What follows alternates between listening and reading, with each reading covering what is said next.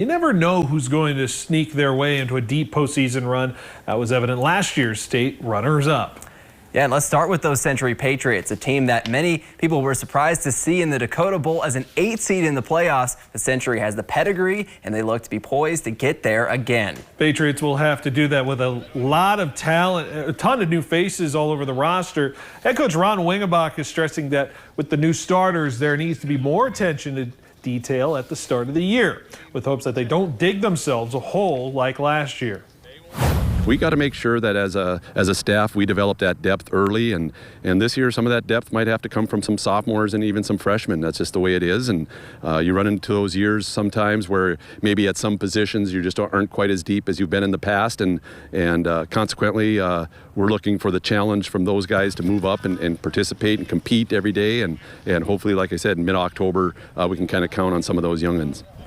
As for the few returners the Patriots will have, they bring back big-time talent at the wide receiver position in Gavin Lill. He'll be a go-to weapon to the outside for a quarterback in Ole Taylor, who will be a starter on the defensive side, registering some pressure on the edge of the line. Players feel that there is a lot of guys ready to prove it on both sides of the ball.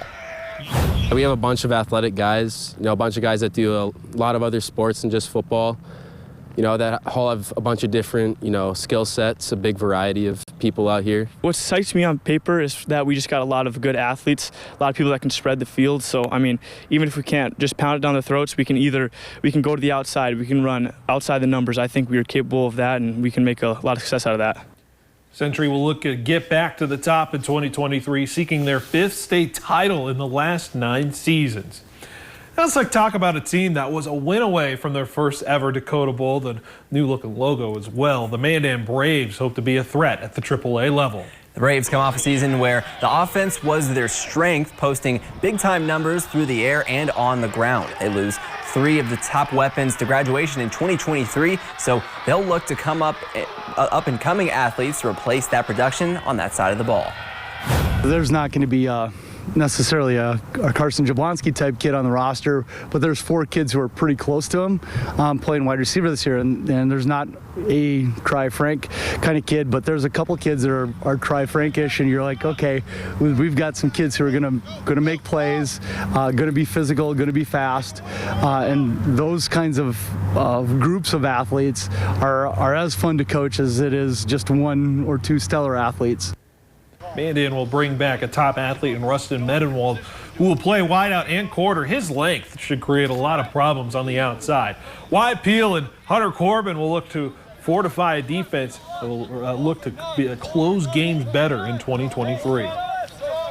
You always want to put 100% each play, but I think just a lot of wearing down towards ends of games and stuff, and we need to just keep putting 100% each play. Second half, first half, it's all going to be the same. We could have had that. We win that, we finish out that game, we go to the ship, and that's something we want. That's something we've been playing for our whole life. It's just motivation, come back stronger than ever. We're going to finish games 100% every play. We're not going to let down, and we're going to finish the games.